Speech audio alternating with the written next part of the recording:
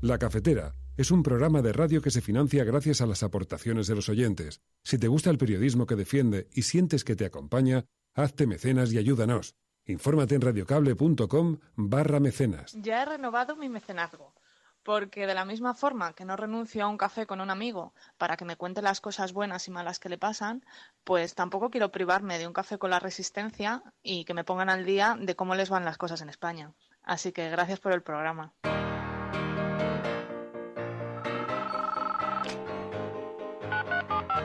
Son las 8:30 de la mañana. Las 7:30 en la Casa Museo de José Saramago, en Tías, Lanzarote. Buenos días, mundo. ¿Quieres un café? La Cafetera. Dirige Fernando Berlín.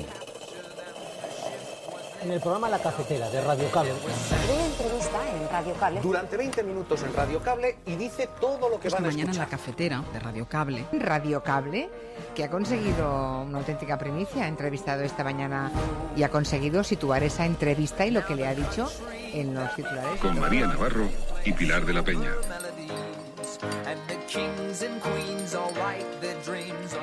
El COVID-19 ha evidenciado algunas contradicciones de las políticas públicas en el mundo entero y nos revela que un mundo pospandemia tiene que ser sostenible y debe ser mejor. La parte más preocupante de la pandemia no es nueva. El COVID-19 ha evidenciado las profundas desigualdades ya existentes. Si bien la pandemia nos afecta a todos, no a todos nos afecta por igual.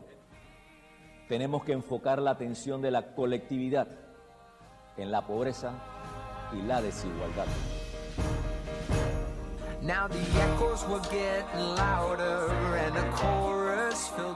Considero que los organismos financieros multilaterales deberían rediseñar sus estrategias para fomentar la reactivación económica con una mirada más humana, solidaria y extraordinaria. Esta pandemia ha desnudado bastante la inequidad real del mundo en que vivimos. Cuando todos buscamos medicamentos, insumos hospitalarios, equipos o las tan ansiadas vacunas, solo unos pocos países van a tener un amplio acceso a ellos en primera fila. On this occasion, I also wanted to thank my dear friend Jens, the Secretary General of NATO, for his work.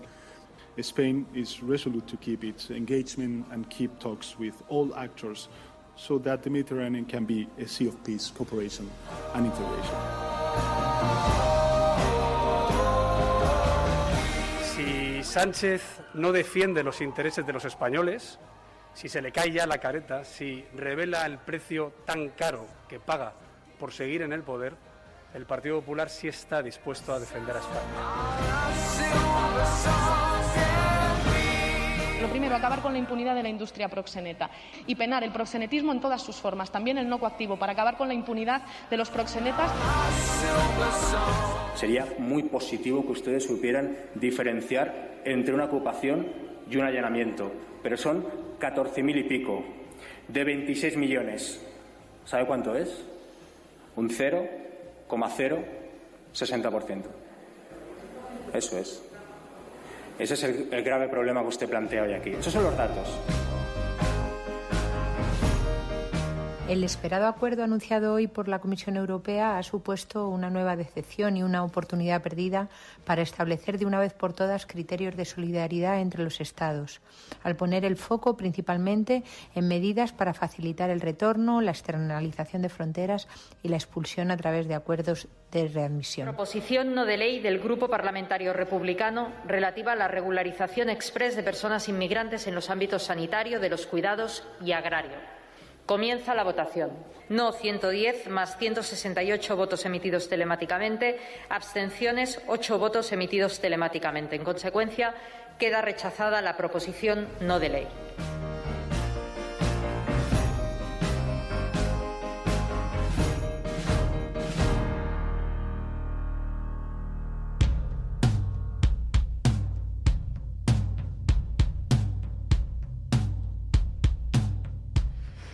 Muy buenos días, cafetera, bienvenidos una mañana más a este espacio, a este programa en el que tratamos de explicar, de analizar la actualidad, de buscar cuáles son las razones por las que las cosas ocurren como ocurren.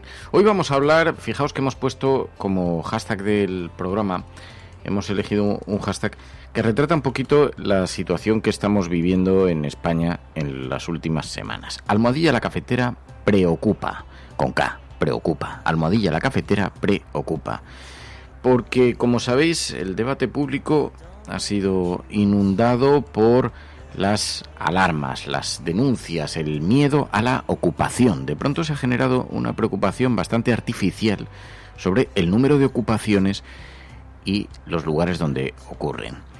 Una acción política que ayer llegó al Congreso de los Diputados, cuando Vox presentó una moción que exigía penas de cárcel para los ocupas.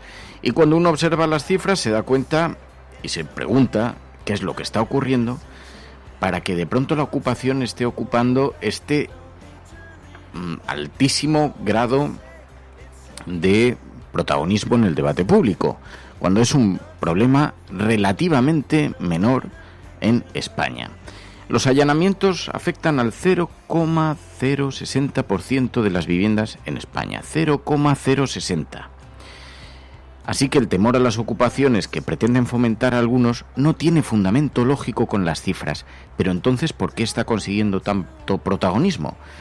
Bueno, lo que mucho nos tememos es que algunos se están adelantando a una de las posibles consecuencias de la crisis, que haya gente que se vea en serias dificultades y no pueda pagar el alquiler, y los grandes poseedores de vivienda no tengan mecanismos rápidos para expulsar a la gente de sus hogares. Pero esto no está relacionado con la ocupación, en todo caso estaría relacionado con el impago de los alquileres. Pero como decirlo así, a pecho descubierto, a bocajarro, suena tan inhumano, pues algunos han pretendido mezclar ambas cosas.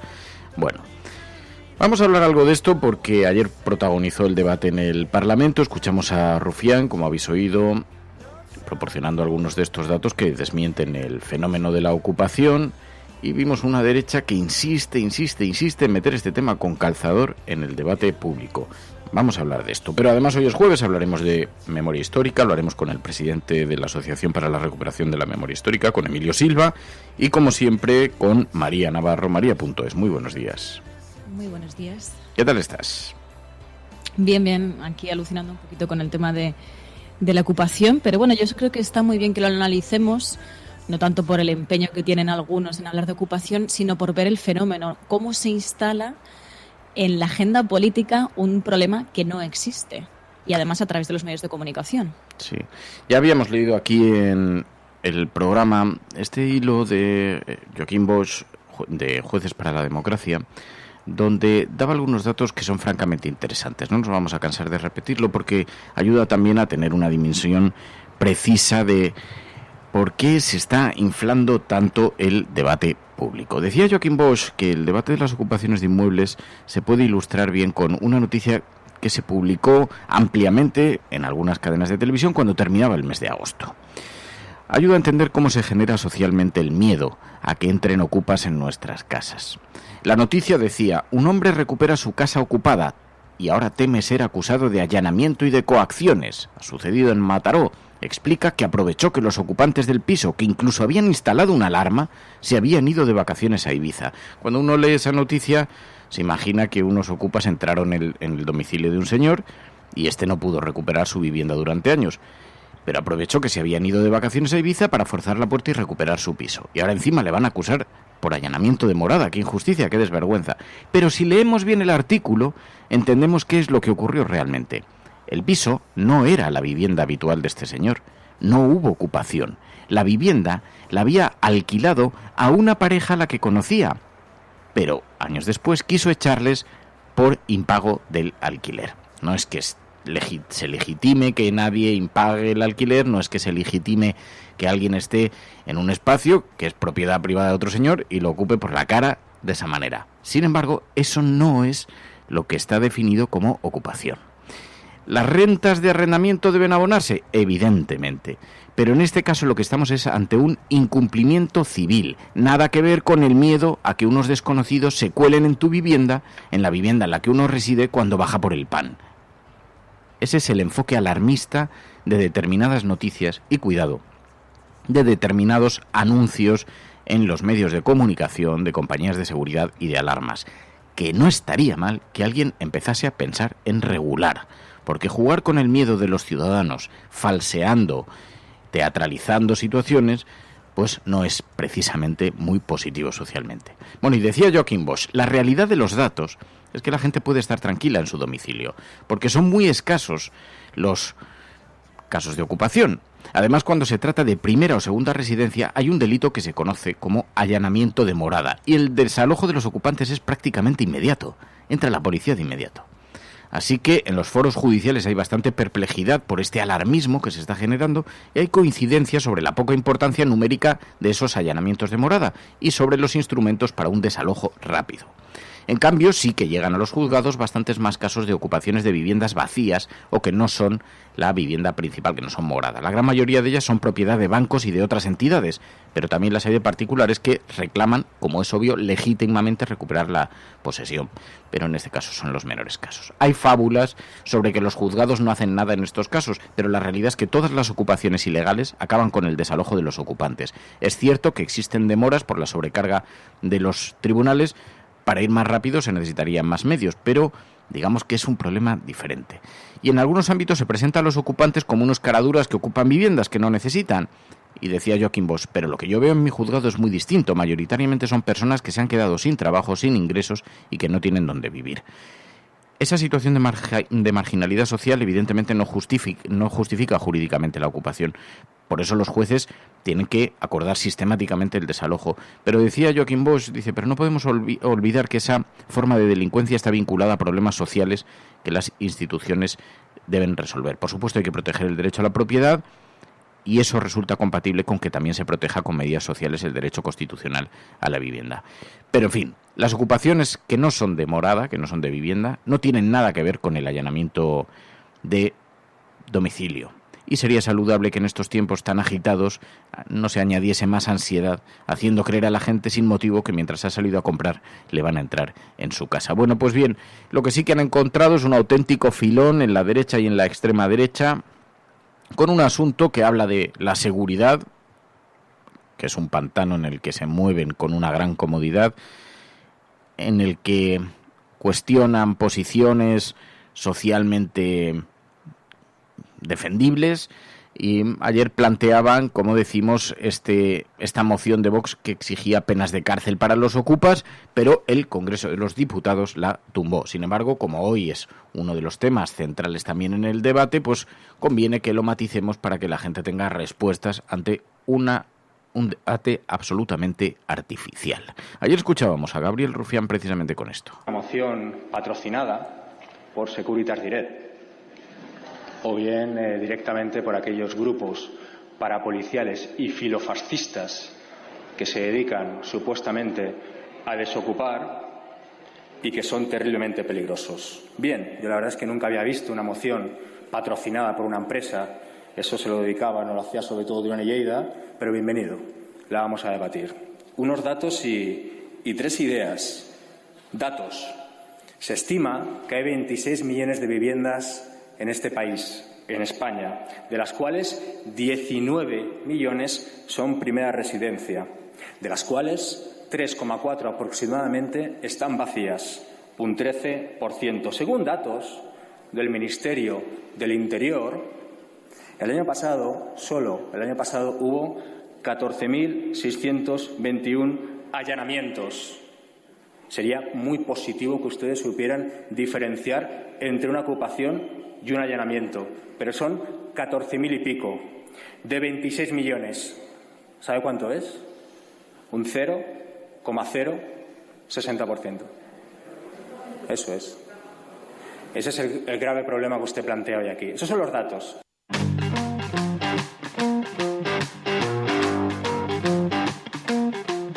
Bueno, y es evidente que vosotros habéis detectado el mismo problema que hemos detectado. Los medios de comunicación y los anuncios de seguridad están inundando el espacio televisivo y están creando un problema absolutamente falso, absolutamente artificial. Da auténtica vergüenza. Como dice Elena Noruega, dice, no solo son las alarmas, son desahucios, lo más grave, que intentan tergiversar los propios desahucios cuando se producen de otra naturaleza. Familias con niños que son desahuciadas por no poder pagar la vivienda. Son problemas sociales complejos, completamente diferentes a lo que están planteando tanto en los medios de comunicación como en el debate público desde la derecha y la extrema derecha.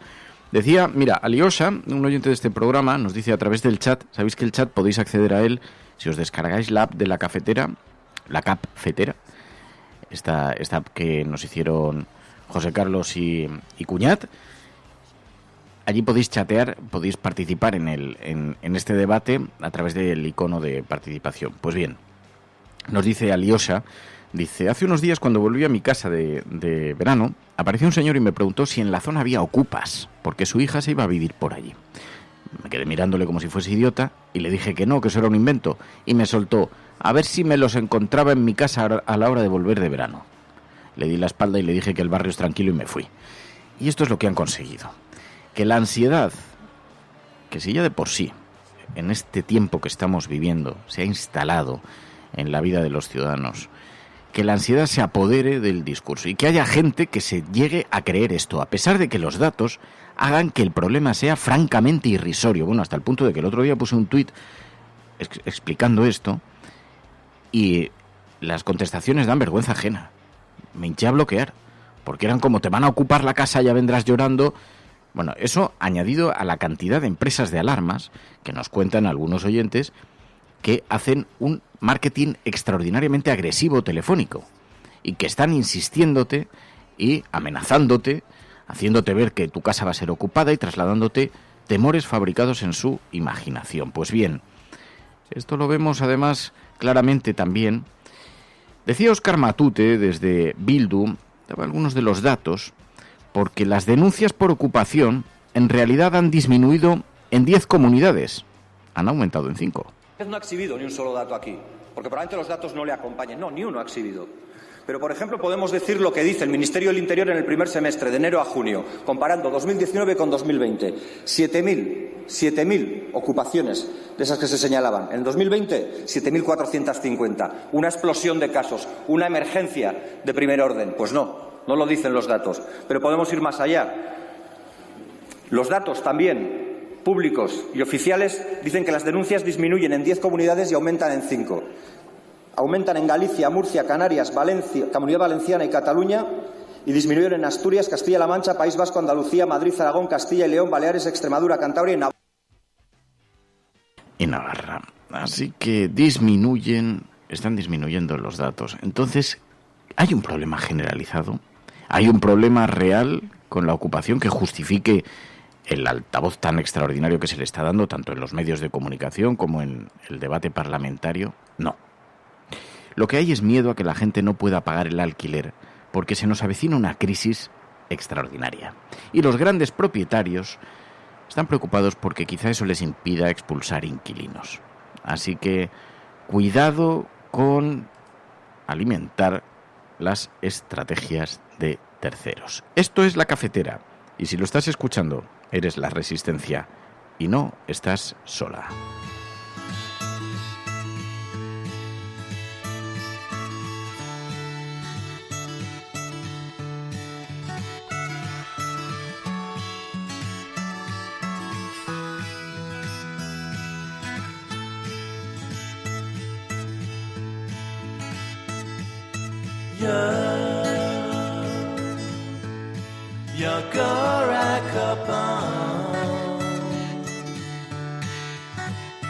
In your eyes I see the sadness of your heart.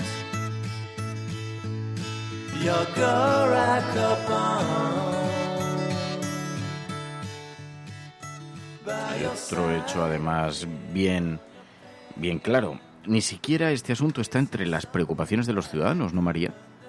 Sí, si nos vamos a los datos, porque en esto hay que rebatirlo con datos, si nos vamos a los datos de preocupación de cuáles son los temas que más preocupan a la mayoría de la sociedad española, pues está el paro, la economía, el coronavirus, la sanidad, la educación, pero no la vivienda.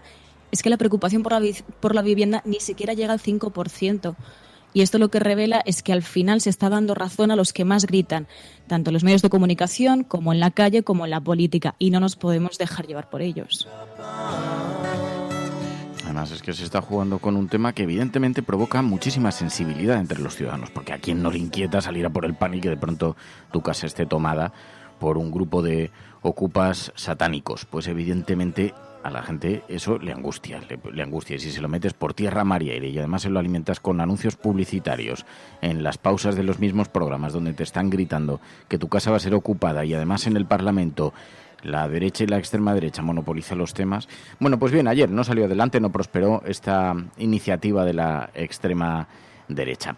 Lo que está también presente en el debate es los indultos a los presos del 1 de octubre. Según el periódico ABC, el gobierno claudica de nuevo. Sánchez cede ante el independentismo y va a tramitar ya el indulto a los presos del 1 de octubre mientras se están negociando los presupuestos. Para el periódico de la derecha, el ABC, los indultos son una estafa a España.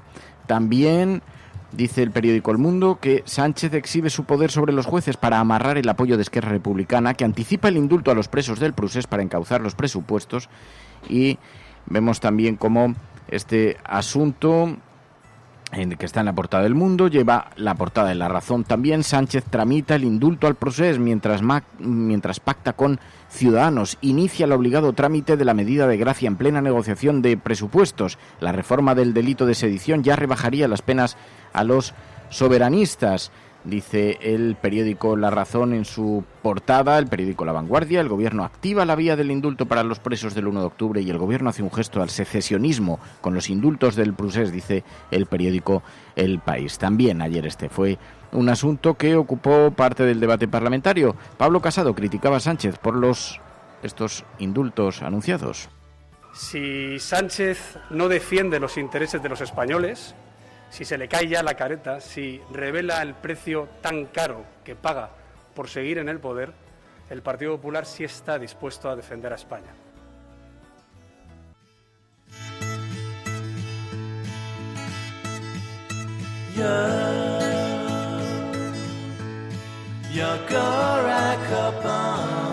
Bueno, pues este es otro de los asuntos que está monopolizando también el debate público. Según el periódico El País, Justicia anunció que inicia el trámite de las medidas de gracia a los presos del Procés. Anunció ayer en el Congreso que en los próximos días empezará el estudio de las peticiones de indulto para los condenados por el Procés independentista en Cataluña. Aunque el Gobierno está obligado a estudiar esos casos, la declaración levantó una polvareda política y coincide con otro gesto al secesionismo, como la reforma de la tipificación del delito de sedición.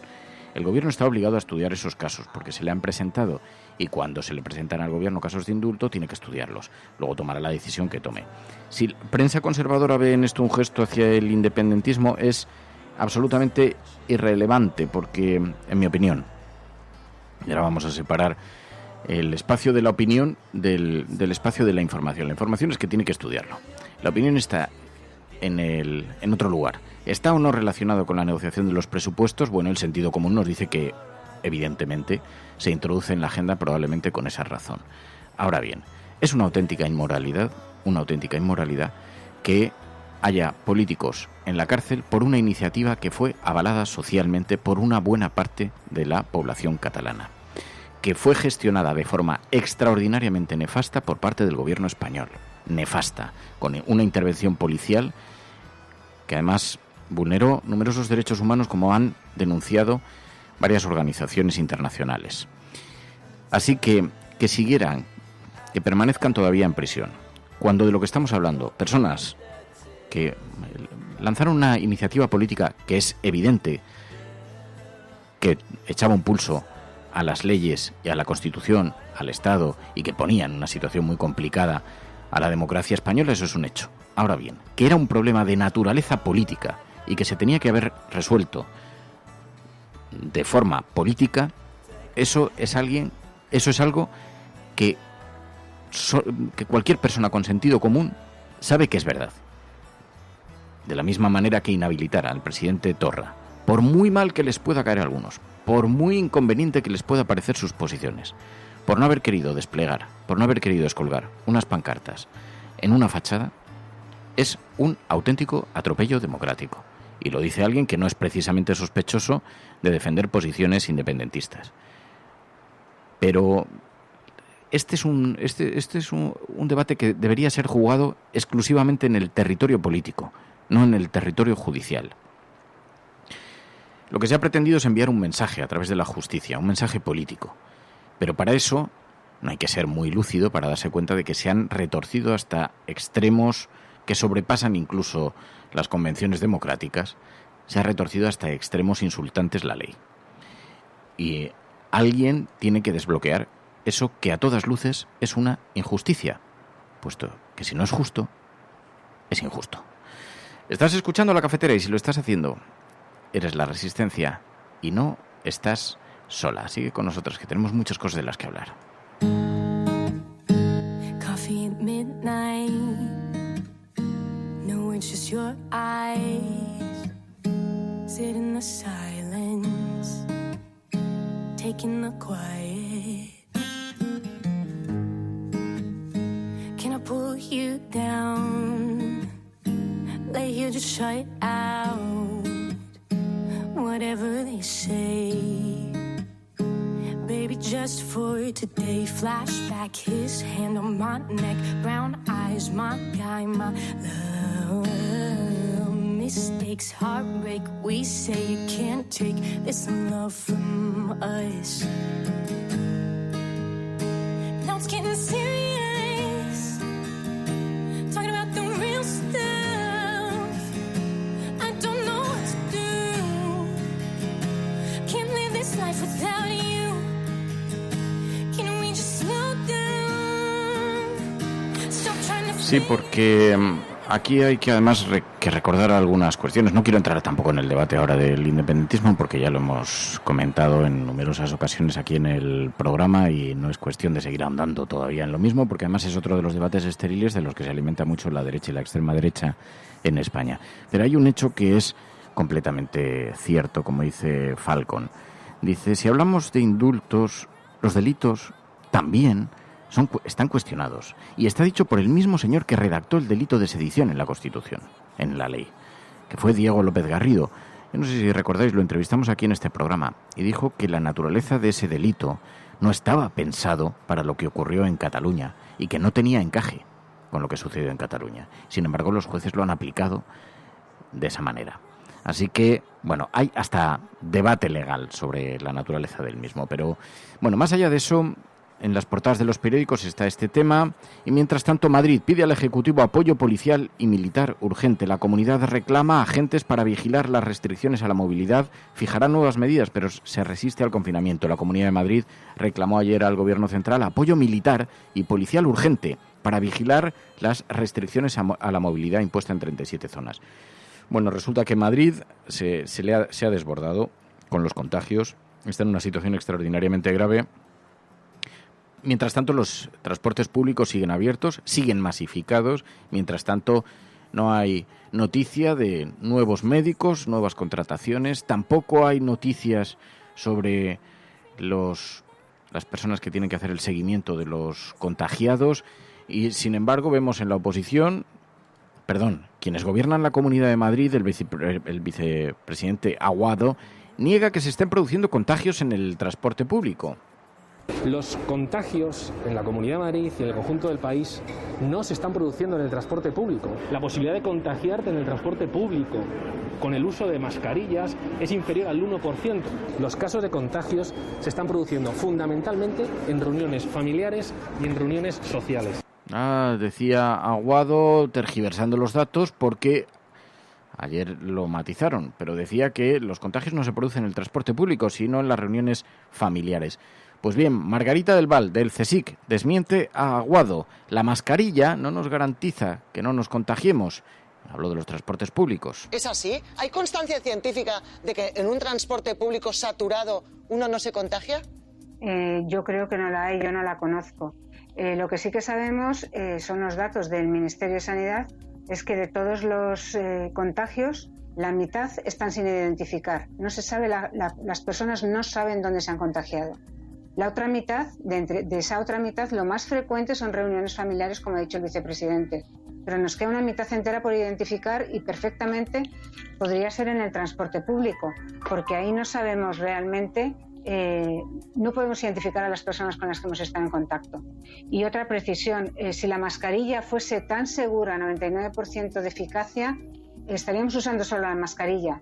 Y nunca nadie podría considerar en ningún otro país hacer un confinamiento selectivo, total, ni siquiera lavarse las manos, no. Todas las medidas, salvo el confinamiento total, son parcialmente ineficaces y hay que combinar varias medidas. La mascarilla solo en el transporte público no es la garantía de que no nos vamos a contagiar. No es la garantía, de hecho los hospitales están llenos de gente que utilizaba la mascarilla y se lava las manos, así que máxima precaución, mantener la distancia social y ser muy reiterativo en las recomendaciones que dan las organizaciones. Pero en todo caso, la mascarilla no lo garantiza y desde luego lo que no ayuda precisamente es la masificación en el transporte público, la movilidad de los ciudadanos más allá de los debates ideologizados y de las batallas que se puedan producir. Y luego está la otra cuestión, ¿por qué no se contratan médicos? Ayer vimos al gobierno de la Comunidad de Madrid anunciando que contratarán sanitarios extracomunitarios, como tienen otras comunidades autónomas.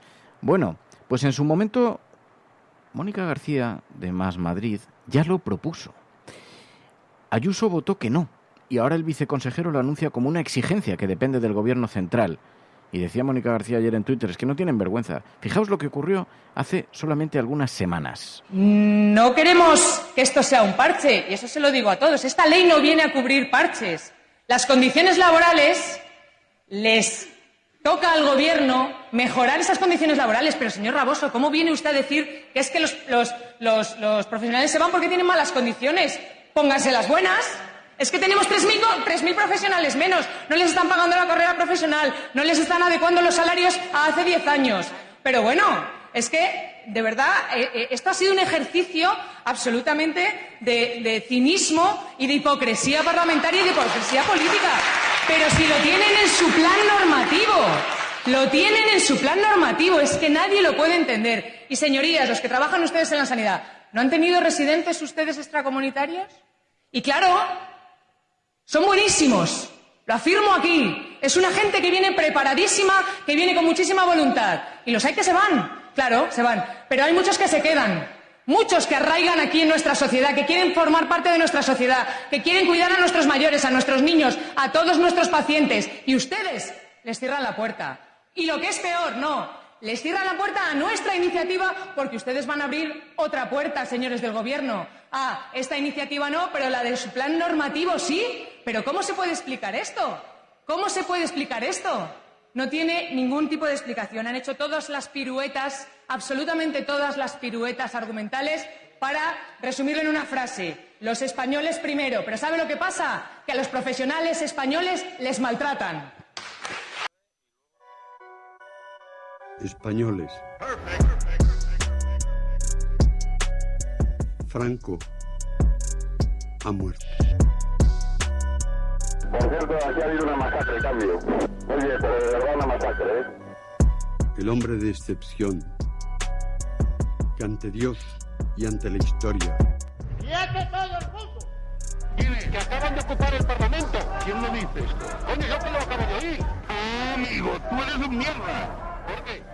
Porque no has creído nunca. Joder, qué bárbaro, oye. No has creído nunca. Estoy impresionado. No has creído nunca. Todos contra la reacción.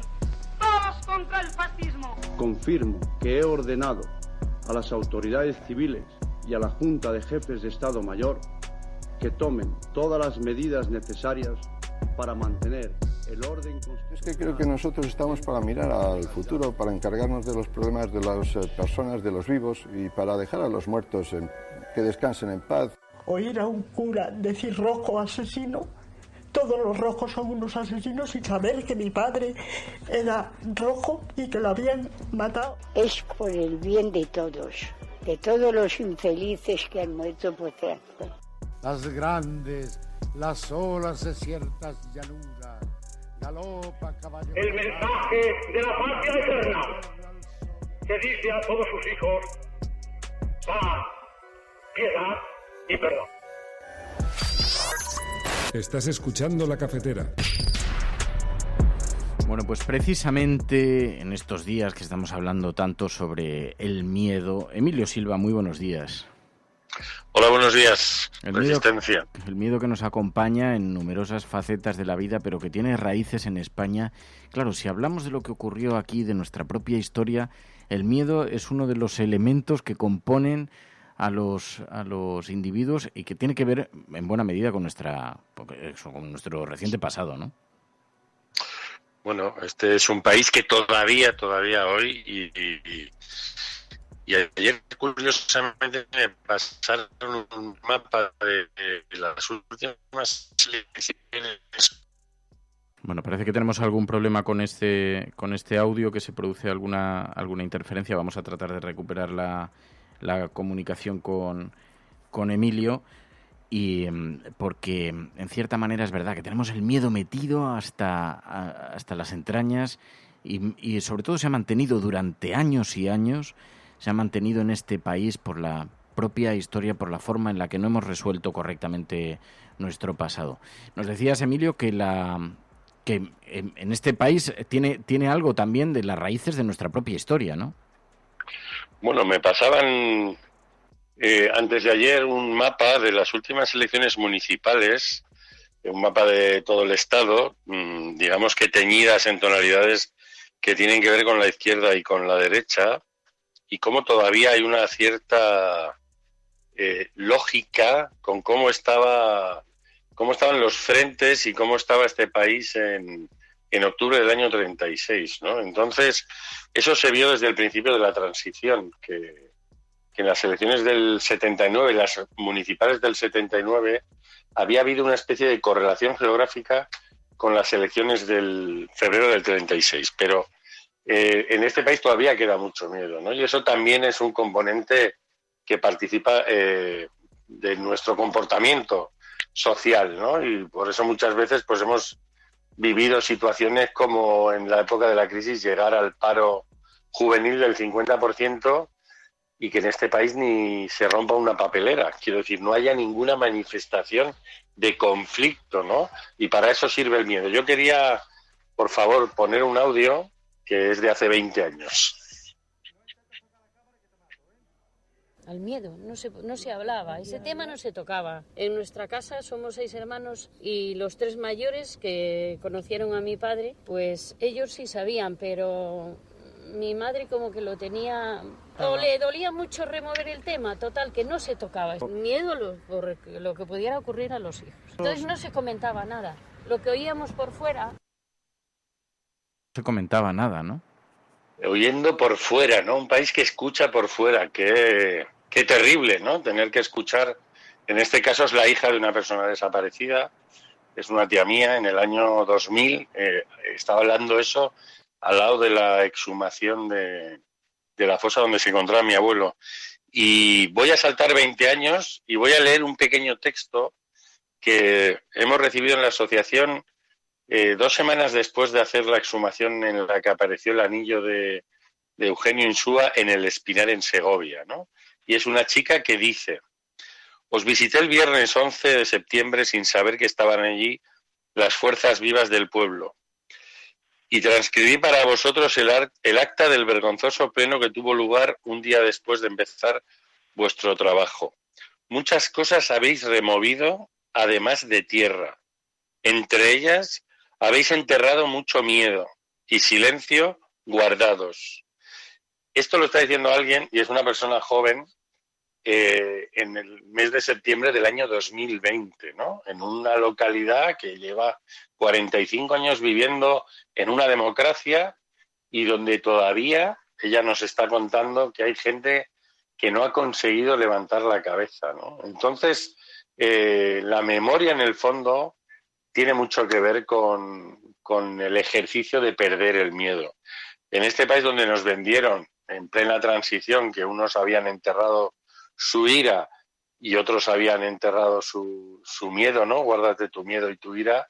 La afirmación era totalmente falsa, y es falsa 20 años después, ¿no? El pleno en el que alude esta mujer es un pleno que se celebró en el Espinar al día siguiente de que nosotros empezáramos la exhumación, ¿no? Y con motivo de poner 2 nombres españolísimos a 2 rotondas, pues estaba totalmente determinado por el inicio de la apertura de esa fosa, ¿no?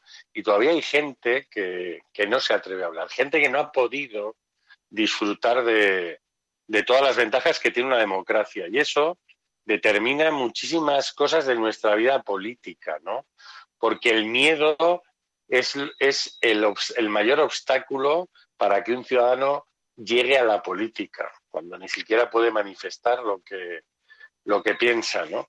Entonces, a veces no hay que perder esta realidad, que no es una invención. Nosotros tenemos unos límites, digamos, sociales, en el caso de la cultura española, muy claros y muy perfectamente conectados con la dictadura. Y entonces hay muy pocos comportamientos que se salgan de esos límites, ¿no? Y eso es una cosa aprendida.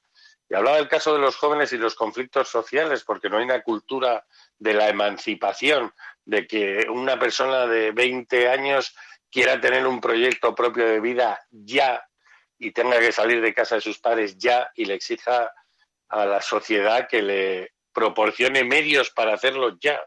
Eso está construido culturalmente, ¿no? Hemos aprendido a evitar el conflicto y por eso hay pequeñas o grandes situaciones a veces donde alguien rompe eso, como fue, por ejemplo, el 15M, ¿no? De repente alguien rompe el comportamiento colectivo de este orden, ¿no? En el que, bueno, tenemos derecho a manifestarnos, tenemos derecho, pero hay muchos conflictos que nunca emergen y hay mucha gente que no habla de lo que piensa, ¿no?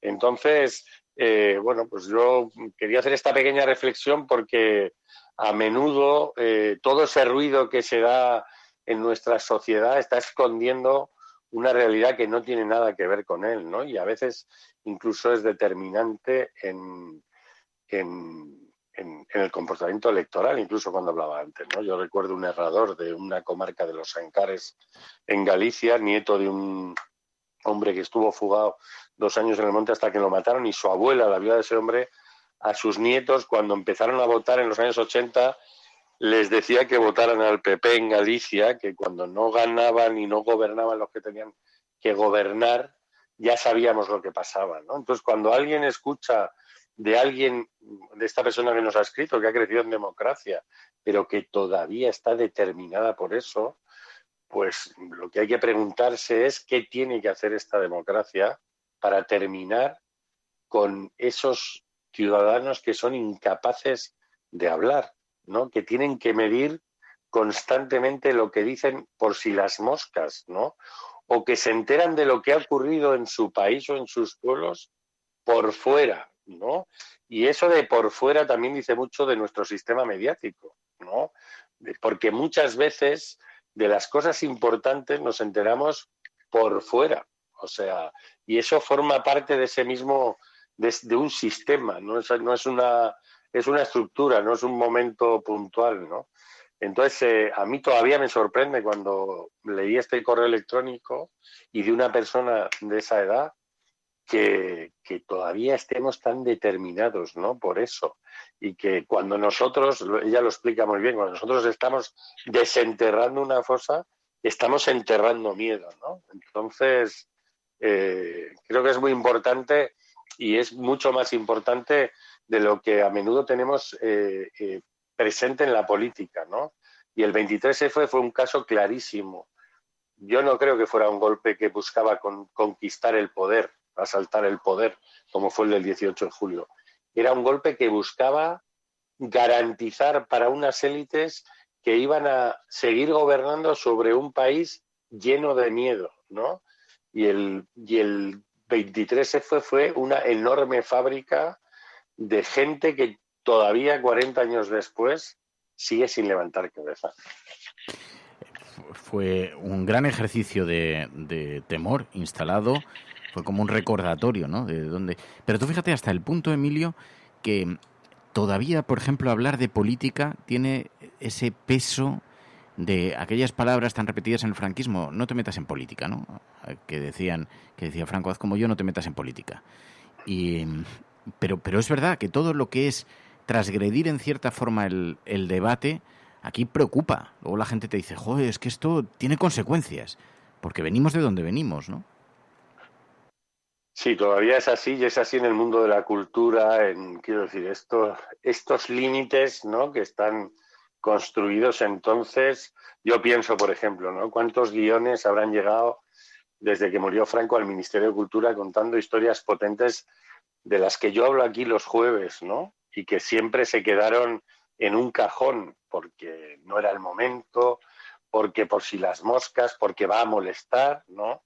Entonces ese temor, ¿no?, que se convierte en autocensura o autosilencio, es terrible, ¿no?, para una sociedad, porque nos están amputando montones de cosas, nos están amputando montones de posibilidades, nos están amputando tener los límites mucho más anchos, ¿no?, donde puedan ocurrir o concurrir otro tipo de discursos.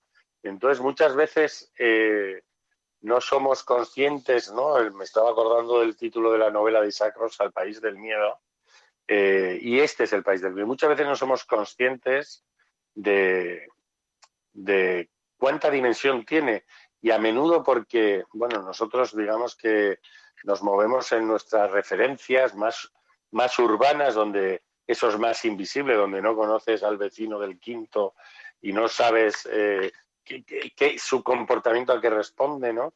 Y entonces en el mundo rural es donde esa radiografía es totalmente visible, está colocada en una ventana y es totalmente discernible.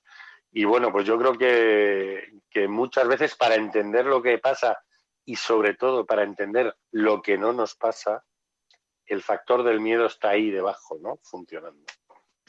Pues el miedo que queda muy evidenciado precisamente cuando abordamos materias como la de la memoria histórica, como la de la historia reciente de España. Emilio Silva, presidente de la Asociación para la Recuperación de la Memoria Histórica. Gracias, como siempre, Emilio. Un abrazo a la resistencia. We will make America safe again. Ante Dios Todopoderoso, Venezuela. Por ahí hay un payaso. Lo primero que tiene que hacer o tenía que hacer es convocar a elecciones. Esas caritas del domingo. Lo que vamos a disfrutar el domingo con los progres. Le taché a Podemos de populista. Ahí me equivoqué. Pero el Partido Popular sí que tiene que tener credibilidad para hablar de corrupción, porque es nuestra seña de identidad. Y aprovecho la ocasión para invitarte a que acudas al acto de presentación de Vox en Barcelona. Pues este jueves, no sé si estaré yo, pero alguien de Ciudadanos seguro que acude, porque la cordialidad, de verdad, o sea, no es porque estemos, la gente que nos conoce fuera del plató sabe que esto ha sido siempre así. El cielo no se toma por consenso, el cielo se toma por asalto. Yes, we can. Yes, we did. Vamos a proceder a la exhumación de los restos del dictador Franco del Valle de los Caídos. El enemigo es Daesh, el terrorismo yihadista. Más allá de la agenda setting está la agenda de los oyentes de la cafetera. Buenos días, cafeteros. Buenos días, cafetera. Buenos días, mundo. Creo que la revolución dicen que será feminista o no será, y yo apunto, además, que será ecologista o no será. Hagamos que se nos oiga. Hagamos que se nos conozca. Buenos días, Resistencia. Buenos días, cafetera. Buenos días, Resistencia. Os hablo desde Atenas, donde vivo y trabajo desde hace más de 3 años, cuando empezó la mal llamada crisis de los refugiados. Buenos días, cafetera. Buenos días, cafeteros. Muy buenos días, Resistencia. Os saludo desde Miami. Tu colaboración es importante. Ayúdanos retuiteando la dirección de este programa. radiocable.com.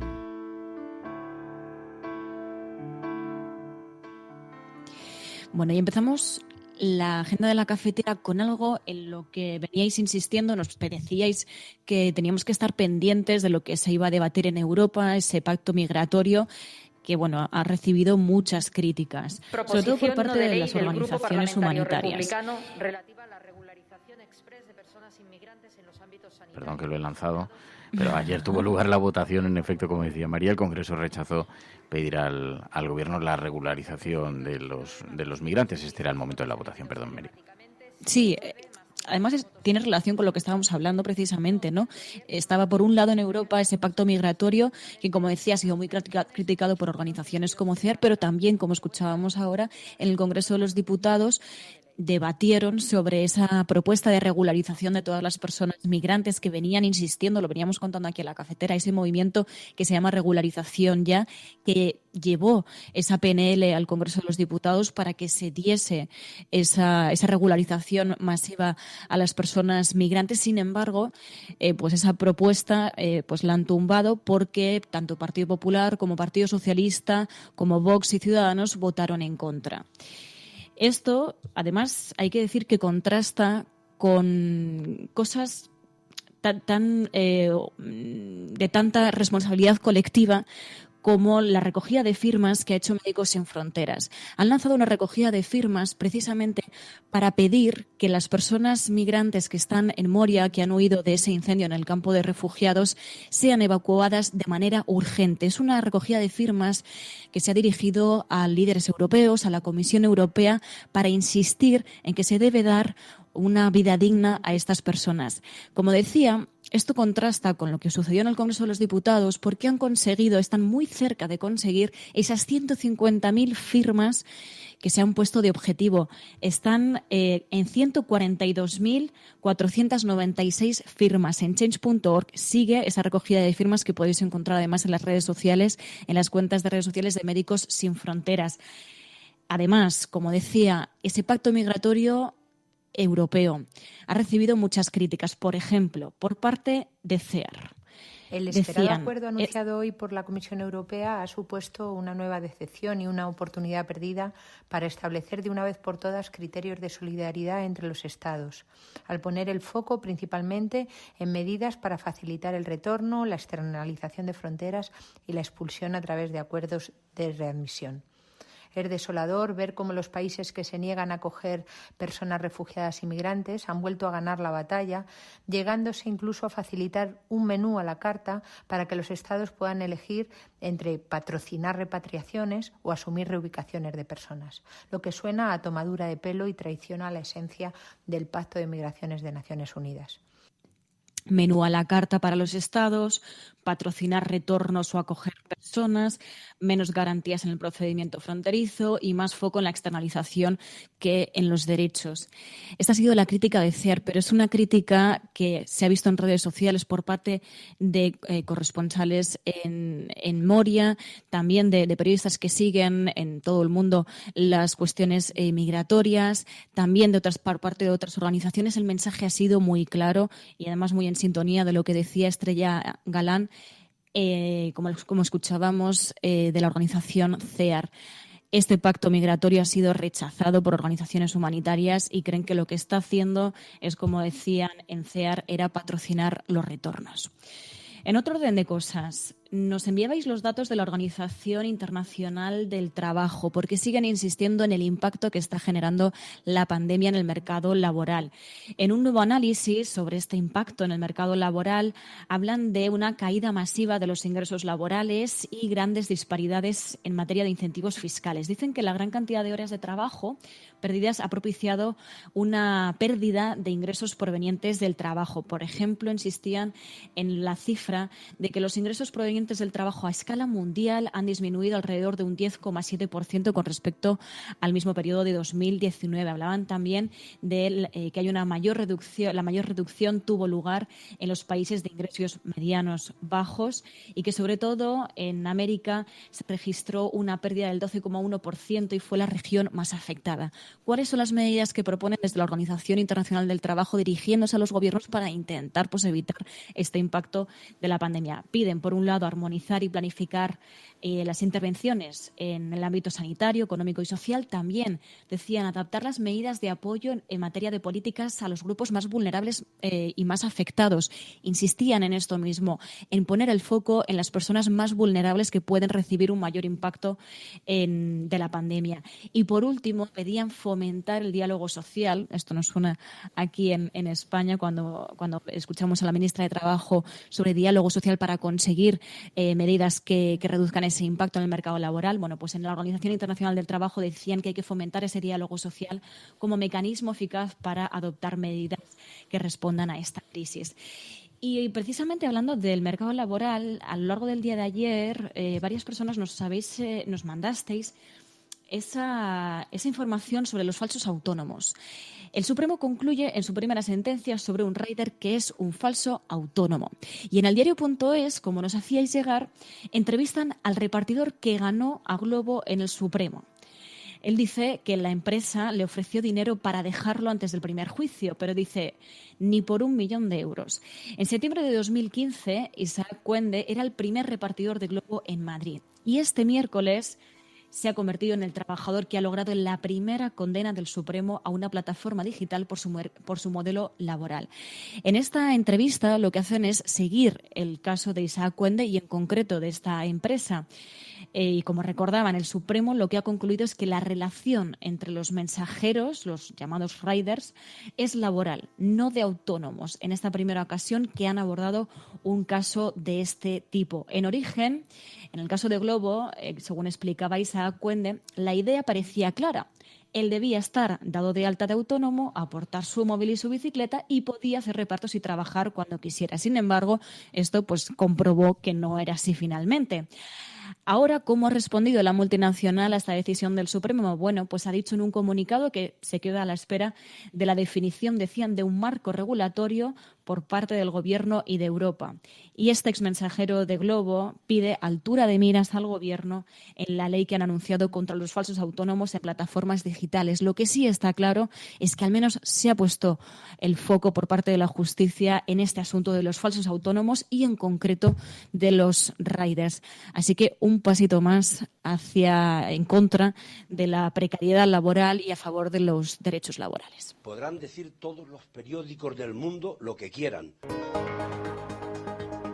Secessionist parties in Catalonia have wasted no time following the reconvening. Vamos a esta hora con información de último minuto. A esta hora en España, el ex vicepresidente del gobierno. En España finaliza el recuento de votos en los comicios municipales y autonómicos con una participación del... En las últimas semanas hemos podido comprobar cómo los medios de comunicación internacionales... Imagínense cualquier lector de la prensa extranjera que descubre que al que se propone para el Banco Mundial... A Spanish nurse who helped treat 2 Ebola victims in Madrid has tested positive for the disease herself. Spain announced that a nurse is the latest to be diagnosed.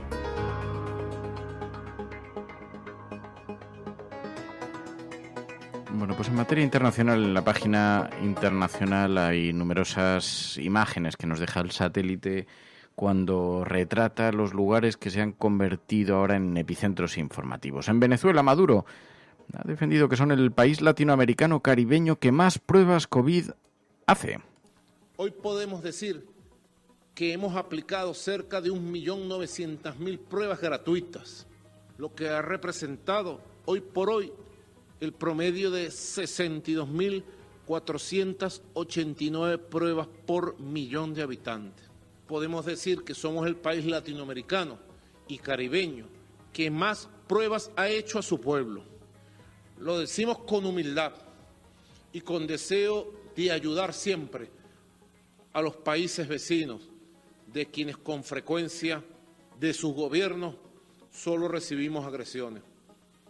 Esto, que es una verdad de Venezuela, no la oirán No la verán en las primeras planas de los medios tradicionales, ni mucho en las redes sociales o por internet.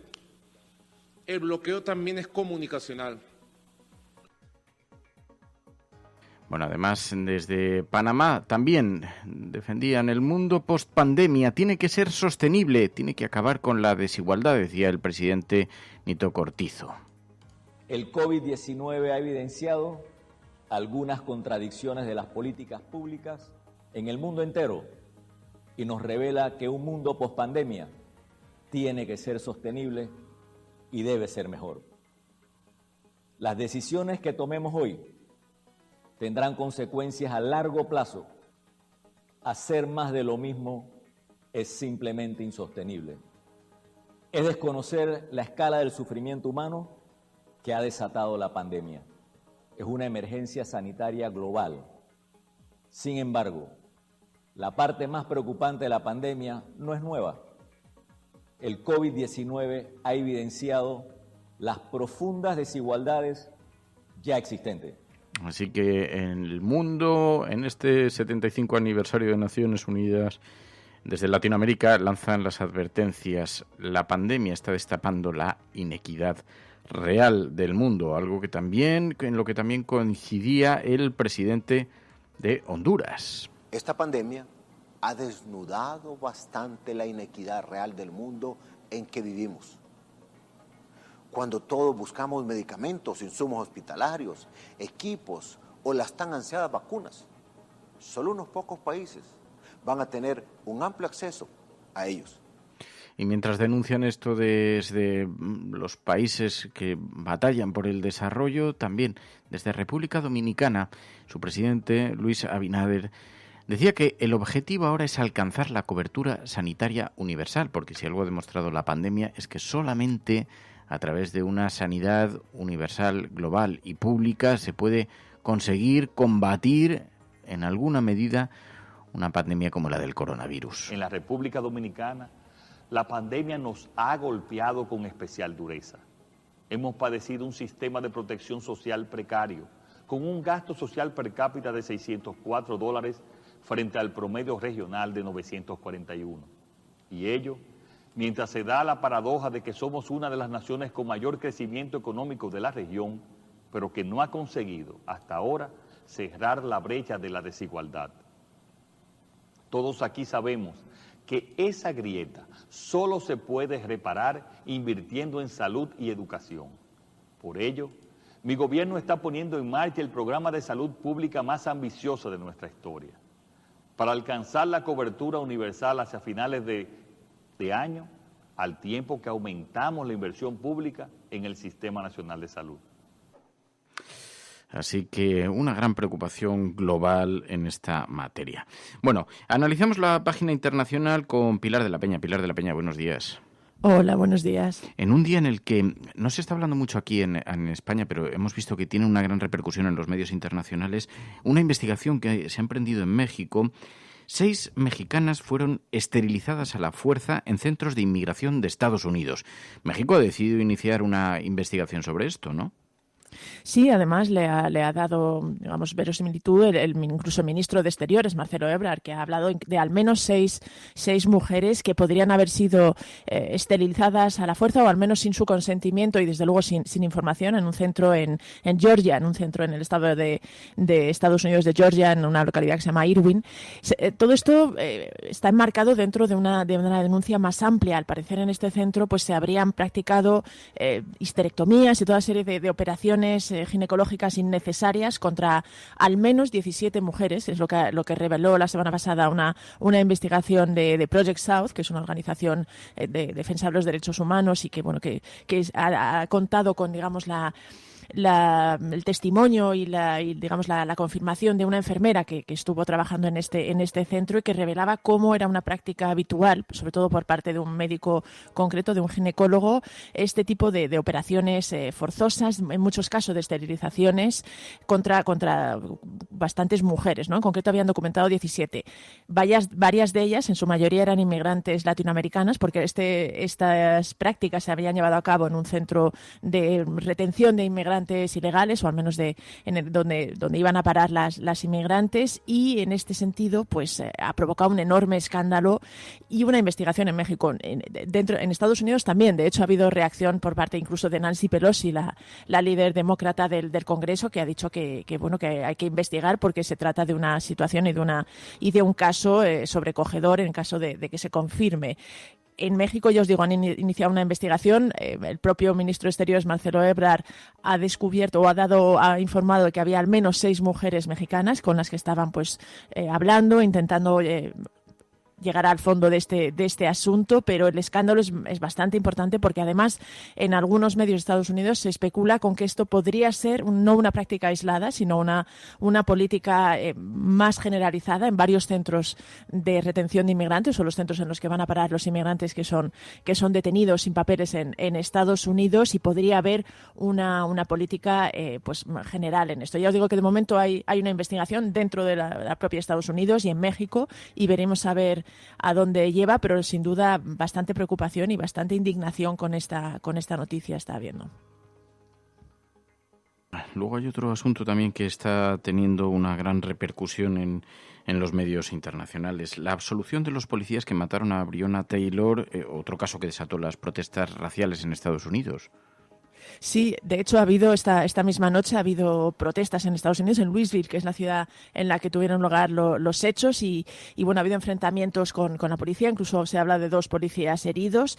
Este caso, Breonna Taylor, no ha llegado a ser tan conocida, al menos internacionalmente, como George Floyd, pero sucedió unos meses antes, en este mismo 2020, y resultó, es una joven afroamericana que resultó herida por disparos de la policía cuando irrumpieron en su casa, equivocándose en una especie de redada que estaban llevando a cabo, y se equivocaron de domicilio y entraron en la casa de esta joven en lugar del domicilio en el que estaban investigando, y ella resultó muerta. Ya en su momento su caso provocó una gran indignación que luego también fue un poco alimentando la ira y el gran movimiento que se ha desatado con la muerte de George Floyd posteriormente. Pero su caso vuelve a poner sobre la mesa una de las grandes reclamaciones de la comunidad afroamericana y la comunidad negra en Estados Unidos, y es que la mayor parte de los policías que protagonizan estos actos no terminan siendo juzgados. En este caso ni siquiera es una absolución en sí mismo, no es el gran jurado que se reúne en Estados Unidos para decidir si se presentan cargo contra los policías el que ha decidido que no presentar cargo. Había 3 policías involucrados, tan solo contra uno se ha abierto un procedimiento, pero es por imprudencia temeraria, y ni siquiera es por disparar a Breonna Taylor, sino es por haber disparado en la casa de al lado. En este sentido, pues vamos a ir viendo, ¿no? De momento ya ha habido disturbios en Louisville, ha habido manifestaciones en otras ciudades de Estados Unidos, pero dado que se trata de una situación dado que el ambiente está tan caldeado en Estados Unidos con este tema, pues es probable que vuelvas a suscitar y a levantar esta ola de indignación por este otro hecho que denuncian los Black Lives Matter y en general todos los activistas en este caso, ¿no? Que la realidad es que luego, a la hora de ser juzgados, la mayoría de los policías que protagonizan acciones de este tipo y acciones abiertamente señaladas como racistas o al menos como asesinatos, pues terminan absueltos o sin tener que rendir cuentas ante la justicia y con una cierta dosis de impunidad. Oye, luego hablábamos sobre la política de inmigración de la Unión Europea, la política de inmigración de solidaridad a la carta que la Unión Europea ha adoptado, que muchos ven como un fracaso. Pues sí, porque realmente ha sido en esta última cumbre, esta última reunión de la Comisión, y las medidas que se anunciado, había bastante expectación con la posibilidad de que finalmente la Unión Europea pues diera un paso adelante y llegara, digamos, a diseñar y a aprobar una política migratoria común que realmente supusiera algún cambio o se viera una voluntad más decidida de afrontar el problema. Y por desgracia lo que se ha visto es que no han sido capaces de llegar a un acuerdo realmente que comprometa a todos, porque al final el acuerdo al que han llegado se ha bautizado así un poco, ¿no? Como solidaridad a la carta. Y es decir, permite a los países, no fija cuotas de reparto obligatorio de inmigrantes, que era una de las grandes peticiones de, por ejemplo, los países como España, como Grecia, como Italia, que reciben la llegada de muchísimas personas, y en este sentido pues ha habido un rechazo los países que ya han protagonizado el rechazo habitualmente a acoger inmigrantes, como pueden ser Hungría, Polonia, la República Checa.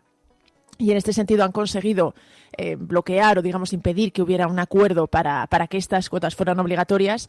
Y se trata de una especie de solidaridad a la carta. Es decir, los países pueden elegir si acogen, si colaboran en la devolución de los inmigrantes. Y en este sentido, tan solo el acuerdo, digamos, estipula la opción de que si hay una gran crisis, pues llegue a ser obligatorio digamos, este reparto y estas cuotas de inmigrantes. Y es algo que en general se interpreta como muy insuficiente y muy poco probable, además, que finalmente determinados países pues sean solidarios y en este problema. Con lo cual, probablemente la Unión Europea ha intentado dar un pasito más, pero es un pasito tan tímido que realmente las organizaciones, los activistas y los expertos creen que no va a suponer un gran cambio, ¿no? Habrá que ver si finalmente más adelante son capaces de llegar a algún acuerdo, pero realmente hay mucho pesimismo y desde luego para los países más afectados por la llegada de los flujos migratorios, pues interpreta este acuerdo tan tibio pues como una decepción y casi como un fracaso. Pues seguimos aquí en la cafetera, vamos a abrir la página de la sobremesa de la cafetera,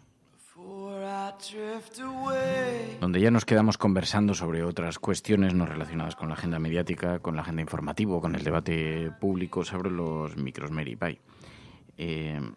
Y servimos un poquito más de café, despejamos las portadas de los pericos. Vaya mañana más agitada que llevamos. No sé, ha habido un montón de problemas técnicos, luego los corregiré en el podcast para que los que escuchan el programa después lo escuchen con mejor calidad, porque hemos tenido un montón de problemas técnicos. Encima aquí está cayendo un tormentón.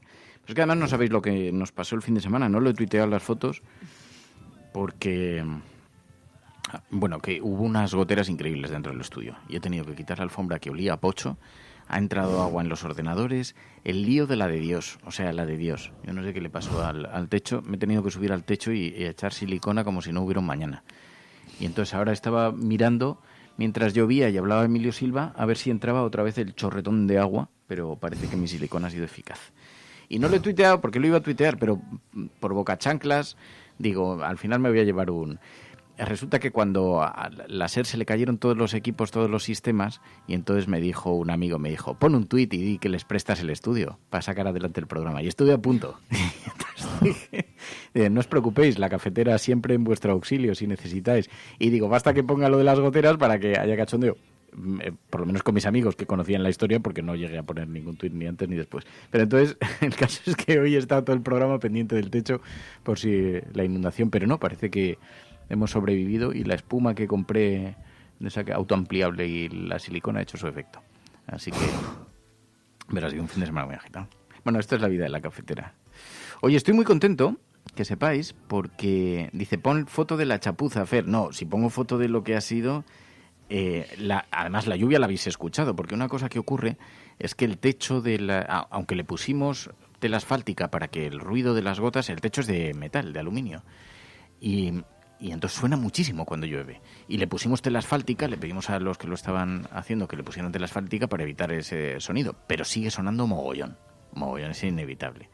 Entonces he pensado, ¿sabéis qué? Comprar césped artificial y pegarlo por arriba, porque pienso que eso va a amortiguar bastante el ruido de las gotas del agua. Lo que pasa es que me da miedo pegarlo y que en una de esas de viento salga volando toda la alfombra y parezca esto la alfombra de Alibaba. Y se monte la de Dios y le caiga a algún vecino. Entonces, no sé muy bien cómo fijar, lo voy a tener que encargar, porque no sé muy bien cómo fijar una alfombra de ese tamaño en el techo, pero evitaría mucho de los ruidos de él. Y es que si no, es que es una locura. Dice que te pongan un huerto en el techo. No, el problema es que son láminas de aluminio, entonces cuando te subes se abomba. Entonces no es muy buena idea poner cosas allí de mucho peso. Y si no me habría hecho una terraza ahí encima, pero no es la cosa, no se puede. Bueno, un lío. Total, que hemos tenido un programa un poco agitado. Pero estoy muy contento, os decía, porque lanzamos la iniciativa de crear una sección de videojuegos. Y dije, vamos a montar un grupo de gamers en la cafetera y quien quiera que se apunte. Y entonces empezó a contestar un montón de oyentes y hemos montado un grupo en Twitter, un grupo de mensajes directos, ¿no? Donde ya hay, pues no sé, casi 30 personas, una cosa así. Y haciendo algunas sugerencias buenísimas, porque claro, digo, ¿cómo hacemos una sección de videojuegos? Para empezar, ¿a quién ponemos un poco a organizar un poco el asunto? Pero como hay tantos aficionados, digo, es que podemos empezar con una tertulia, con una propia tertulia de los oyentes que son gamers, de los que sean muy gamers, muy jugadores, tenéis que ser muy jugadores.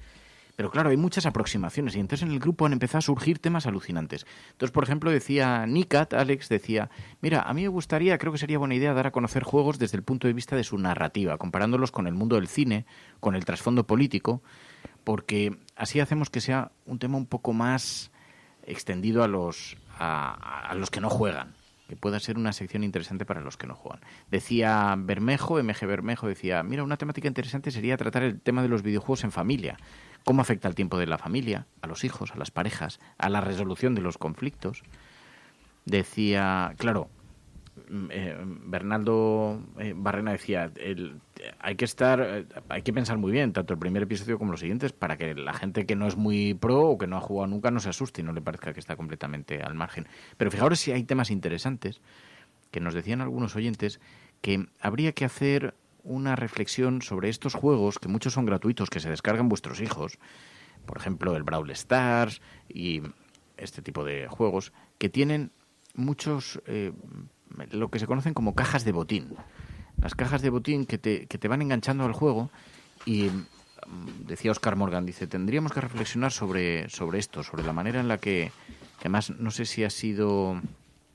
Me parece que lo habían dicho también en Enjoy the Silence, que tenía un hilo sobre esto, de los riesgos que casi se convierten como los casinos virtuales, los micropagos, niños que le quitan la tarjeta a sus padres para hacer micropagos porque están obsesionados con estas pequeñas cajas de botín que el juego te va entregando cuando vas superando misiones, de pronto te dan una pequeña gratificación que es una caja pues que tiene un nuevo personaje, no sé qué, y crea elementos que son absolutamente enganchantes, que la mayor parte de los padres obviamente desconocemos, ¿no? Y nos vamos enterando por los hijos, ¿no? Entonces decía, bueno, hablar desde el punto de vista narrativo. Hay juegos que son una auténtica obra de arte que conecta con la literatura y con el cine, nos decía Protean Torm. Es más fácil conectar además con la audiencia que no esté metida en ese mundillo si lo hacemos desde esa perspectiva. Oye, y ayer, el caso es que un oyente que quería incorporarse también a este grupo, nos dijo...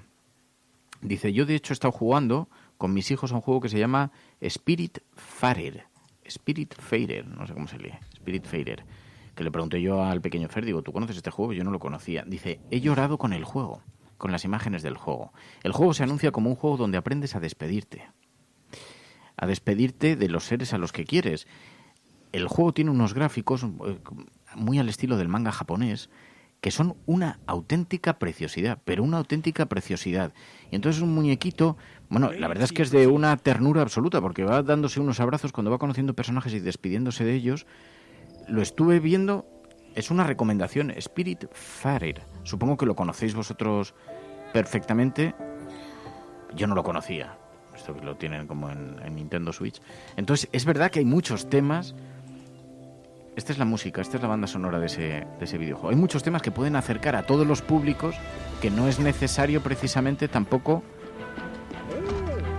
Es un personajillo que va corriendo, va conociendo seres, va construyendo, no sé si es su barco, su casa, su medio de transporte, en el bosque, haciendo las herramientas, pero luego va conociendo personajitos, tiene un gatito o un perrito que le acompaña siempre, y se va abrazando con aquellos que le van ayudando por el camino. Es una preciosidad de juego, de una ternura absoluta. Así que no me resulta extraño que llorases jugando este videojuego, porque dice que tiene unos momentos que son muy tiernos, muy sensibles y que dan mucha pena. Así que, como veis, los juegos no es eso que tenemos con tantos prejuicios sobre lo que significan, y no todos son juegos de disparar, de matar, de tal. Hay numerosos juegos y numerosas aproximaciones, ¿no?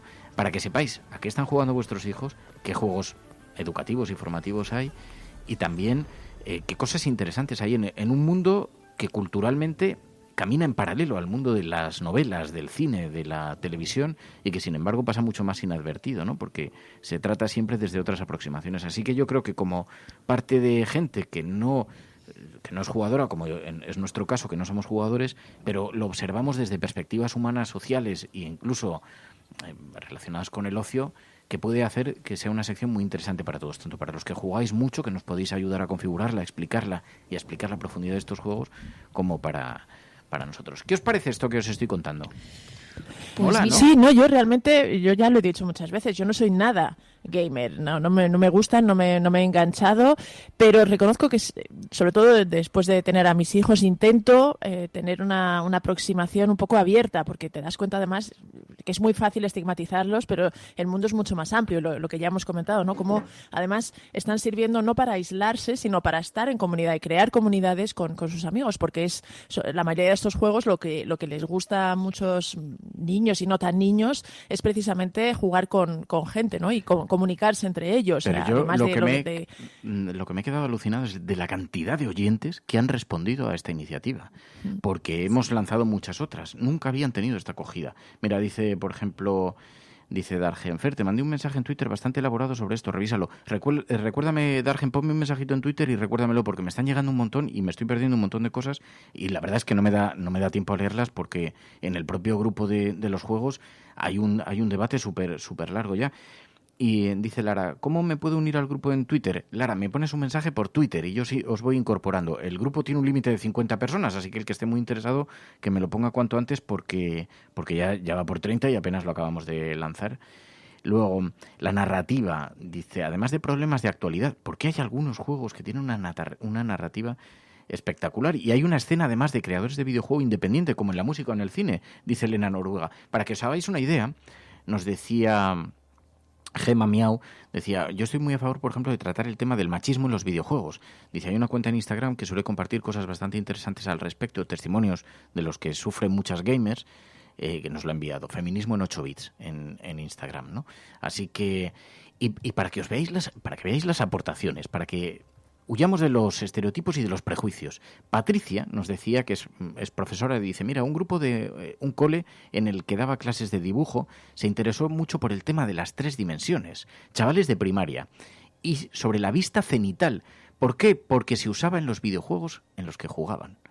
Y es flipante la permeabilidad y la fluidez que hay entre ese medio y el resto del universo que controlan los chicos, usando códigos y recursos de un medio que es tan diferente como los videojuegos de cualquier otro, y sin embargo ahora ya viven en su propia cultura. Así que eso les sirve para introducirse, por ejemplo, en el diseño de escenarios 3D, etcétera, etcétera. Bueno, el pequeño Fer, uno de sus juegos favoritos es de... Yo, por ejemplo, le pongo límites, le alterno, le obligo a leer si juega a videojuegos a juegos como el Brawl Stars, que es más violento, que tienes que disparar, aunque son muñequitos muy chiquitines y no tiene mucho de violencia, la verdad, pero bueno, le digo que tiene que intercalarlo con libros, ¿no? Como os conté ayer. Pero a los juegos a los que sí que le doy tiempo ilimitado son a los juegos de construir. Aquellos juegos, por ejemplo, que son de arquitectura, que tienes que construir escenarios, etcétera, etcétera. Esos le dejo sin límites. Y entonces él está enganchado a la pantalla que le gusta, y digo, si está construyendo, si está creando, si está imaginando, entonces esos no me importa que juegue de forma ilimitada, que suele ser pues una hora y media, pues enseguida se cansa, ¿no? Pero bueno. Decías, Mary. Sí, es que estaba leyendo los mensajes. Yo, además, desde mi total desconocimiento, por eso estoy tan callada. Os voy leyendo y os voy escuchando. Pero, por ejemplo, me gustaba mucho un poco las referencias que estaban haciendo al tema del cine, la narrativa y todo esto. Por ejemplo, Jorge Peral decía, yo he llorado con más de un juego, hay historias muy intensas, y hablaba de que la gracia que tiene el videojuego es que su método de narrativa es la interacción directa, es un lenguaje completamente diferente al cine, a la literatura o el cómic. Y sobre esto mismo también Enjoy the Silence decía, hay muchas obras a nivel de cine y series. Sin ir más lejos, se está desarrollando un juego con el creador de Juego de Tronos y varios guionistas de la propia serie. Fíjate. Bueno, es que los juegos ahora tienen... Yo lo que pasa es que no tengo ni... El pequeño Fer tiene una Nintendo 3DS, pero yo no tengo ninguna de juego, ninguna consola que dé calidad. Pero los juegos que veo y los trailers que ves de los juegos ahora dan una calidad tan extraordinaria que son verdaderas películas, y que te ponen fragmentos guionizados en castellano. Es una pasada. Y yo además lo vivo con fascinación, porque yo puedo decir que, claro, por mi generación viví el inicio de los videojuegos. Recuerdo cuando era chiquitín que mi padre trajo a casa una consola que era una especie, pues debía ser el antecesor, el Atari antecesor, una especie de consola que jugabas a un juego que disparabas a unos patos, y al clásico de la pelotita sobre la raya, del tenis, que además recuerdo que el anuncio de la caja era un tenista muy conocido, el anuncio de la caja del juego, que decía un parecido extraordinario con el deporte, que decía yo, hombre, tampoco digo que es una pelotita cayendo, mira que me gustaba jugar, pero entonces, claro, ver la evolución de los videojuegos desde aquella primera consola, que no existían todavía los ordenadores, esas consolas era como una cosa antigua, pero bueno, no sé ni de qué años estoy hablando. Y ver la evolución, hasta que fui a casa de mi amigo Madji, que ahora es productor, que somos amigos desde muy pequeñitos, y él jugaba mucho a los ordenadores y yo también, entonces éramos íntimos, era uno de mis amigos más cercanos del cole, de mis hermanos, de mi grupo de hermanos del cole.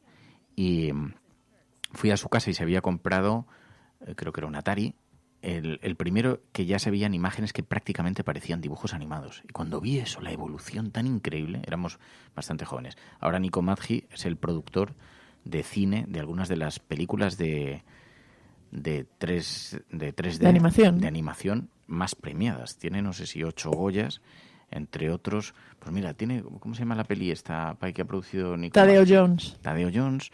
En busca de la bandera, ¿no? De la bandera. ¿Cómo se llama? Atrapa la bandera. Atrapa la bandera. Estas son producciones de mi amigo Nico Madji. Y empezó jugando a los videojuegos. Y Nico, eras uno de los más frikis que jugabas al videojuego. Eso es así. Ahora también de los que más me enseñó, de los que más compartió sus conocimientos, y ahora uno de los que mejor le ha tratado la vida. Por eso, cuando hay tantos prejuicios sobre los videojuegos, digo, bueno, pero mira, yo conocí a mi amigo Nico Madji, que todo el mundo decía, es que vives metido, le decía sus padres, sumergido en el mundo de los videojuegos. Toma canela. Y ahora está, pues eso, tiene una escuela de diseño 3D de las más importantes que hay en España, y una productora, la más importante en materia de animación 3D que hay en España, hiperpremiadísima, tanto aquí como en el exterior, ¿no? 8 goyazas, ni más ni menos. Y hace unos cortos increíbles también de animación, en fin, es una... Así que el mundo de los videojuegos te puede meter en territorios alucinantes. Dice Sideralcat, dice, yo le conocí.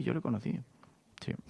Así que mi amigo Nico, que me pasaba los juegos y me pasaba todas las pelis. ¿Qué cosas? Pero fíjate, muchos de los videojuegos tienen un equipo con guionistas, con desarrolladores, con diseñadores, todo tipo. Realmente, bueno, ahora, los nuevos videojuegos que sacan y que salen al mercado tienen detrás una cantidad de gente trabajando y una inversión también muy considerable. O sea, es verdad que se han sofisticado hasta límites insospechados. Mira, vamos a despertar a Nico, a ver si le pillamos, que hace mucho que no le hago ninguna perrada. A ver. Sigue, contar algo. Llámame a mi amigo Nico para que corrobore todas estas historias que os cuento, para que veáis que no miento. ¿Es de madrugar o no? Nico es de madrugar, sí, porque ahora es un ejecutivo. Bueno, una llamada a la cafetera. Una llamada a la cafetera siempre es bien recibida. Además, ayer me dijo... Fer, hola. ¿Te pillo mal? Sí, me pillas en una reunión. ¿Te puedo llamar en un ratito? Es que estamos en directo, Nico. Entonces, bueno... Te estamos llamando en directo desde la cafetera, pero estaba recordando viejas... Le estamos interrumpiendo alguna reunión importante, pero no te voy a molestar mucho, simplemente para enviarte un cariño, porque estábamos recordando nuestras cosas de juventud, que tú me descubriste algunos de los mejores videojuegos que se han conocido, y ahora que la vida te ha tratado tan bien en tu materia de producción... ¿sabes? Digo, vamos a despertar a Nico, pero está en una reunión. Bueno, pues a ver si podemos hablar un día contigo y recordamos juegos, porque queremos abrir un espacio de videojuegos y seguro que Nico nos ayuda con su conocimiento. Pues oye, claro, encantado de la vida. Sí. Bueno, pues ya te llamaré. Ahora pide disculpas a tus partners y yo se las doy. No te preocupes. Cuídate, Nico. Venga. Un abrazo fuerte. Un abrazo muy fuerte, tío. Cuídate mucho. Me alegra mucho hablar contigo, Fer. Adiós, cuídate, Nico. Hasta luego. Chao. Adiós. Ya le llamaremos en un momento menos inconveniente. Estará haciendo alguna cosa de gente seria. Pero, pues sí. Así es. Fíjate si se ha vuelto serio, ¿no? No solo estaba despierto, sino que estaba en una reunión. ¿Pero quién se mete en reuniones a estas horas? Si estas son las horas... Dice Elena, tienes la mente muy sucia. Dice, jaja, pide disculpas a tus partes. No, he dicho a tus partners. Quería que nos hagan un programa de gazapos. Sí. Dice, Nico te debe querer mucho y darte algo de palique en plena reunión. Hombre, Tania, es que Nico es uno de mis amigos de la infancia, con Miguel, con Guille, con Ángel. Somos un grupo que somos amigos desde muy, muy, muy chiquitines. O sea, somos hermanos desde hace mucho tiempo. Entonces es como... O sea, todavía no me va a retirar la palabra de momento. Pero, no, pues es una de las personas que más sabía de videojuegos y que más nos enseñó al resto de los amigos. Así que... Y ahora fíjate, productor de cine, de televisión, de grandísimas películas como Atrapa la bandera o Tadeo Jones, que son un exitazo comercial gigantesco, os podéis imaginar. También otro tema es a dónde te lleva la vida, ¿no? De cómo eres de pequeño, de las, digamos, toda esa gente que al principio, cuando son niños, pues parece que son balas perdidas o cabras locas o que realmente se están perdiendo el tiempo, y cómo esos caminos o digamos esas aficiones que pueden tener terminan realmente llevándoles a marcar la diferencia, va a ser alguien en la vida más adelante, ¿no? Ese también es un tema curioso. Mira, hubo una cosa que me enseñó mi madre desde muy chiquitillo, porque a mí yo puedo decir que siempre me han apoyado en las cosas, de pronto en las aventuras más locas en mi familia, siempre. Por ejemplo, yo desde muy crío quería ser químico, y entonces desde muy pequeño me empezaron a comprar como regalos material de laboratorio. Y tenía un laboratorio en mi habitación que lo teníais que ver. O sea, que parecía... ¿Cómo se llama el de la peli esta que fabrica cristal metanfetamina? Breaking Bad. Parecía el de Breaking Bad en su caravana. Ya Let's go cooking.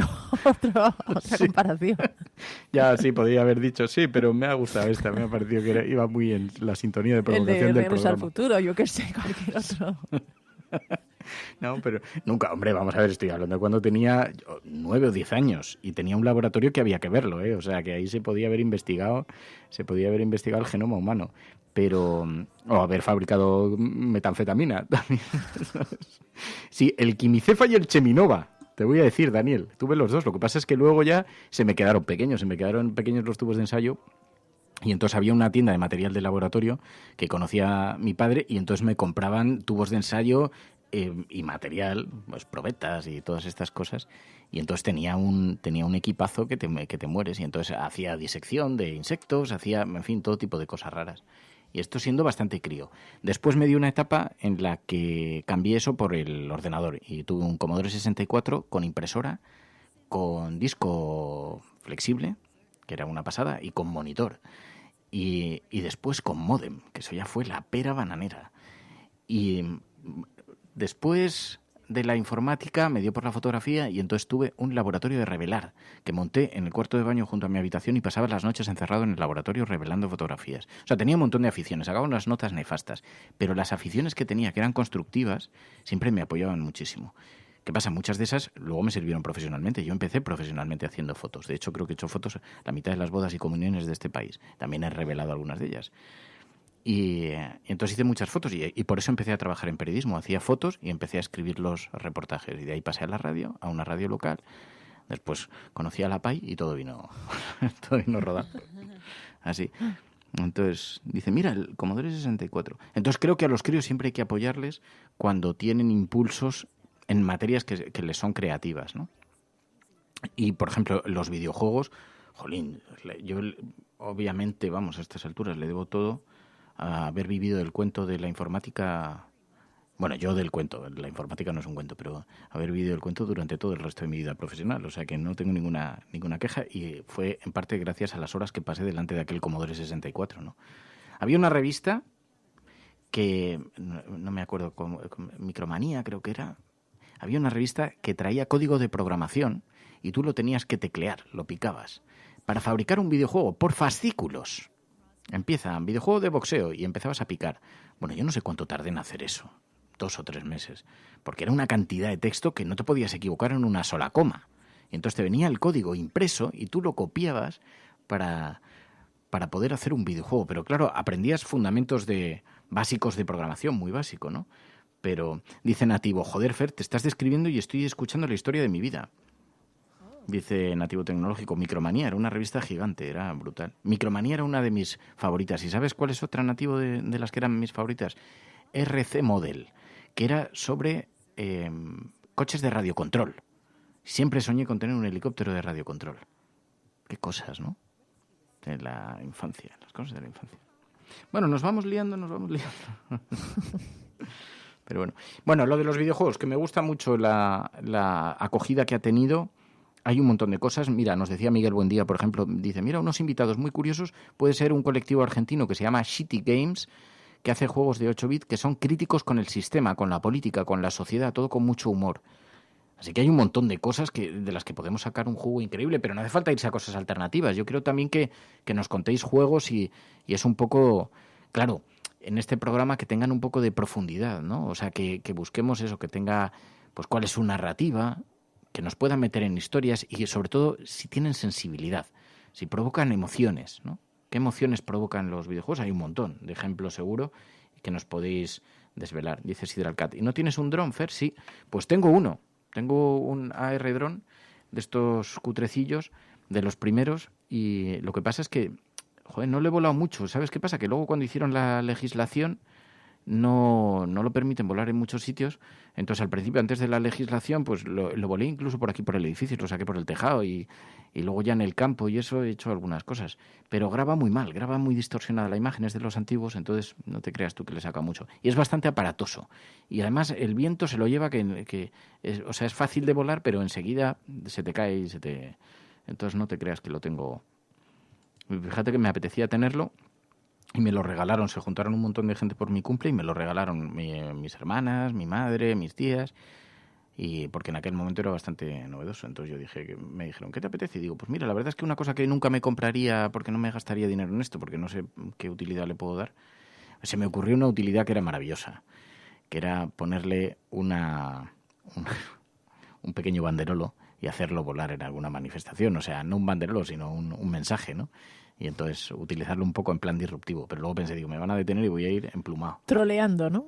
Para trolear. Lo que pasa es que es verdad que luego enseguida se puede caer. Y o sea, es fácil que se estrelle, es muy fácil. Se me ha estrellado mogollón de veces. De hecho, cada vez que lo levantas, rara vez aterriza en lugar de caerse. Y no debe ser muy bueno en materia de eso, de equilibrio y de estas cosas, ni yo un buen piloto. Y entonces digo, a ver si lo voy a sacar a volar y le pego un porrazo a alguien. Y tenemos el lío montado. ¿Para qué queremos eso? ¿No querías hacer un reportaje también en una torre de... No, pero eso lo hicimos. De telecomunicaciones, pero no fue con tu dron, ¿no? Pero no fue con mi dron, no. Televisión Española me encargó hace algunos años, iban a hacer una sección, entonces... iban a hacer una sección de reportajes enviados por los espectadores. Y entonces me dijeron, oye, ¿por qué no nos haces tú el primero? Que yo ya había hecho muchas cosas con las Dos Noticias, había hecho reportajes para ellos, muy de cámara en mano y muy de cosas así. Dice, ¿por qué no nos haces tú el primero? Y así invitamos a la gente siguiendo ese ejemplo. Entonces, fíjate, estaba Pepe Romero, al que escucháis aquí los miércoles, trabajaba entonces en Vodafone. Y entonces llamé y le dije, mira, Pepe, tengo que hacer un reportaje para Televisión Española. Y se me ha ocurrido que quiero hacer el trabajo de un reparador de antenas de altura. De los que trabajan en alta montaña, que se tienen que subir a antenas que a veces están en auténticos precipicios, que dan cobertura a toda una región, entonces son antenas que suben el pico más alto y tal. Y quiero ir en invierno con los técnicos en sus todoterrenos, con lo que suben ellos para reparar las antenas y subir a la antena. Y le dije, pero para eso, yo no tengo recursos, la tele no los va a poner. Entonces, bueno, yo voy a sacar la antena, si vosotros me ponéis un dron, me gustaría filmarlo alrededor con un dron. Entonces contactamos con una empresa, muy simpáticos, unos tipos muy simpáticos, que nos dejaron utilizar un helicóptero teledirigido, porque entonces el dron no existía como tal, existía de forma súper profesional, lo utilizaban, no sé si las empresas eléctricas para reparar cables, para que os hagáis una idea. Entonces, así cotidianos no existían. Pero lo que sí que existían era cámaras en helicópteros. Y pequeñitos, teledirigidos. Y entonces fuimos allí con unos todoterrenos por los montes, con la nieve, y subimos a una antena que estaba en el último pico, o sea, en un sitio que daba un vértigo de cojones, y con el helicóptero sobrevolando alrededor, grabando así las imágenes de los tipos subiendo por la escalera y el helicóptero pasando por encima. Hicimos un montón de planos así. Y la verdad es que fue una pasada, quedó muy guay el reportaje, quedó muy chuli. Pero no tenía el dron todavía. Pero hombre, por lo menos le damos una vuelta. No voy a hacer una cosa. Si es que ya lo hemos rodado todo. ¿Te acuerdas cuando hicimos el reportaje de los desollenadores, Pai? Sí. Que lo hicimos para las Dos Noticias. Sí. Y nos fuimos con unos desollenadores. Tú estuviste con unos en un chalet, ¿no? No, por los tejados de... Y luego estuvimos por los tejados de Madrid, vamos. Sí, estuvimos por Malasaña o por la calle... Sí, por Bilbao, yo creo que fue. La Bilbao, sí. Unos desollinadores. Porque, bueno, un día tenemos que hablar de desollinadores. Los desollinadores forman parte de un colectivo que se pasa el sombrero de copa de generación en generación. Y entonces tienen consideración de caballeros porque salvaron a no sé qué rey que se cayó del caballo y entonces le socorrieron y desde entonces tienen consideración de caballeros británicos, creo, algo así, ¿no? Algo era así. Y desde luego con el que contactamos nosotros realmente era un romántico de la profesión y seguía incluso, se trajo el sombrero de copa. Y obviamente para trabajar no lo utilizan, entonces, pero sí se lo trajo y lo tiene siempre ahí a mano. ¿Cómo se llamaba? Se llamaba Carlos, pero ahora mismo el apellido no me acuerdo. No, yo decía Mary Poppins. ¿El qué? Decía Mary Poppins. Claro, porque los desollinadores tienen un punto romántico desde Mary Poppins, ¿no? Desde Mary Poppins. Entonces tienen un rollo así como tal, ¿no? Entonces, sí, es verdad que esa peli les descubrió y les dio romanticismo. Entonces a mí me gustaba mucho el asunto Mary Poppins y entonces fuimos a seguir, hicimos este reportaje que fue también para las 2 Noticias, cuando lo presentaba Lorenzo Milá, fijaos, ¿eh? Padre mi nariz partió para enseñarme a hablar. Más cierto día yo escuché cuando era ya mayor la frase con más letras, la palabra más habló. ¡Oh, supercalifragilisticoespialidoso! Bueno, sí, los desollinadores. Pues llevaba el mismo uniforme, llevaba el mismo gorro. La canción de Chim Chimenea. Sí. Ah, ves, es que hay que ser... Pero es verdad que la escoba había cambiado. Ahora llevaba una cámara, y no era un dron, pero también era así como medio tecnológica. Claro, bueno, se trajo el equipo, porque el equipo todavía se sigue utilizando, el clásico escobón que tiene al final, que es como un palo muy largo con un escobón. Eso sigue siendo utilizado todavía. Y se trajo eso porque todavía lo utilizan. Pero es muy importante, los desollinadores son muy importantes en las ciudades. ¿Pero sabéis por qué son importantes? Porque, entre otras cosas, las chimeneas de las cocinas, que tienen mucho aceite, que tienen mucha grasa, aun por muy buena campana extractora que tenga, hay que limpiarlas, porque si no pueden salir en llamas.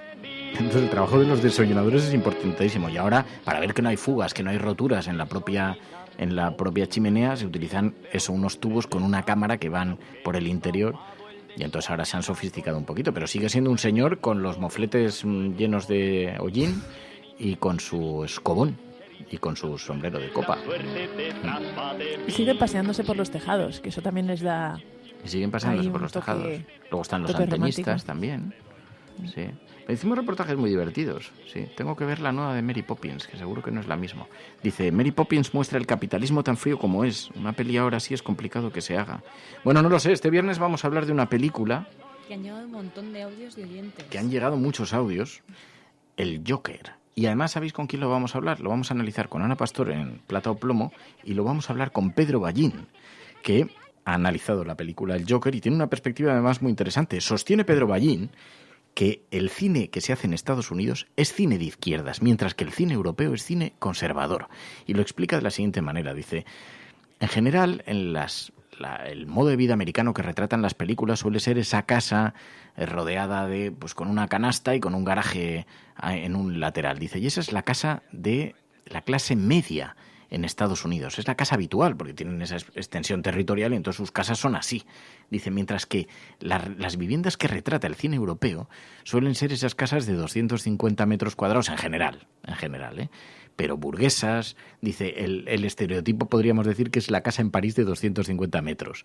Dice, suelen retratar ese tipo de... Dice, y hay quien le da una consideración, una lectura muy de izquierdas a películas como Batman. Dice, sin embargo, a mí el Joker me pareció de derechas, dice Pedro Ballín. Y nos lo va a explicar el viernes. Vamos a hablar con él y le vamos a preguntar por esto. Porque dice, bueno, eso sí, el viernes vamos a hacer muchos spoilers. El que no haya visto el Joker tiene que venir con la peli vista de casa. Porque, es muy importante que podamos tocar con toda la profundidad algunas de las cosas que quedan desveladas durante la peli, porque si no, no vamos a poder hablar con suficiente comodidad, ¿no? Empieza a verla, dice Pablo. Y Dice Luis Ángel, oye, qué interesante esto del cine. Hombre, lo vamos a hablar con Pedro Ballín, que es un tipo absolutamente brillante, a quien La Cafetera ya sé que que le seguís, porque ya le hemos entrevistado aquí en alguna ocasión y os ha gustado. Batman comunista. No, porque luego dice, Batman es filofascista. Es verdad que se salta las leyes y además procede de una familia adinerada y tal, y se salta las leyes, considera que está por encima de la ley. Esto le pasa a todos los superhéroes. Pero no todos tienen esa misma intencionalidad, ¿no?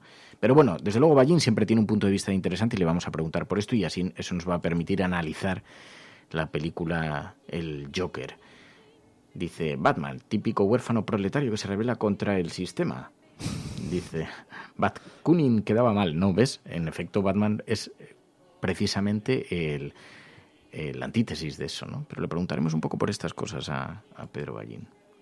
Dice, Batman no cuestiona el orden establecido, pero luego siempre entrega a la gente a la justicia. Cosas que tiene... Bueno, pues de eso lo vamos a hablar y han llegado muchos audios. Bueno, y esta es la sobremesa de La Cafetera, donde mezclamos. Se puede empezar hablando del laboratorio doméstico, llamar a Nico Maggi y sacarle de una reunión, y hablar de los limpiadores de chimenea y el chimchim chimini. Desollenadores. De los desollenadores, sí. Qué espesura estos días. Va a haber que dormir un poco más, ¿eh? Sí. Bueno, pues nos vamos. ¿Alguna cosa más? Teníamos alguna cosa que comentar también en la sobremesa, ¿no? ¿No os suena que lo habíamos enviado al grupo? No sé. Bueno, lo de que se había hecho viral esa foto de Ignacio Aguado en el metro con el tema de del jabón de manos, y entonces había un hilo que fue así bastante comentado sobre las fotos que rozan, digamos, el ridículo en inauguraciones. Es verdad, inauguraciones así un poco patéticas, peripatéticas, donde los políticos son capaces de hacer cosas sonrojantes. Pero bueno, eso lo podemos... ¿Dónde está el límite? Sí, ¿dónde queda el límite entre la propaganda y el ridículo? Pero bueno, eso lo podemos abordar en otro programa. Bueno, Pai, Mary, gracias. Gracias a la Resistencia. Y, en efecto, muchísimas gracias a la Resistencia, muchísimas gracias por vuestro apoyo, muchísimas gracias por vuestra ayuda, por hacer de este espacio un proyecto posible, y muchas gracias a todos los que os estáis sumando también a este grupo de gamers de La Cafetera para configurar. Tenemos que confeccionar, tenemos que diseñar esa sección desde cero. Tenemos que construirla y hay que inventarse cómo hacerla. De momento lo que les planteaba es a ver si cogemos y hacemos una pequeña tertulia que podemos retransmitir conversando sobre los videojuegos, sobre videojuegos interesantes, tal, una pequeña tertulia, a ver qué tal funciona. Lo que pasa es que, claro, el tiempo es limitado y que además cuantas más voces también más complicado se va a hacer, y ya hay mucha gente apuntada, entonces no sé muy bien cómo lo vamos a poder coordinar.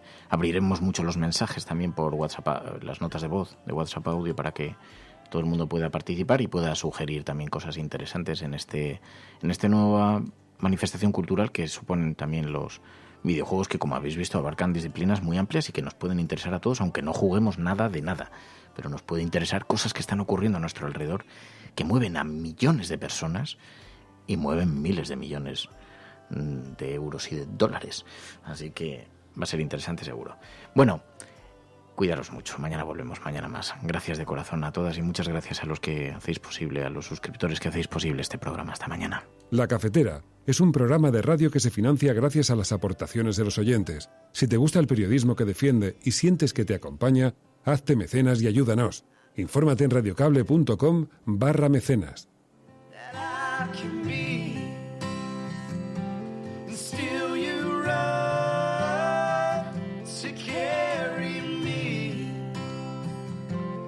Call me yours,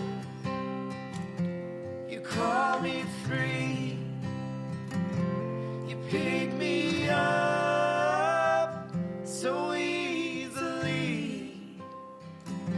I know the way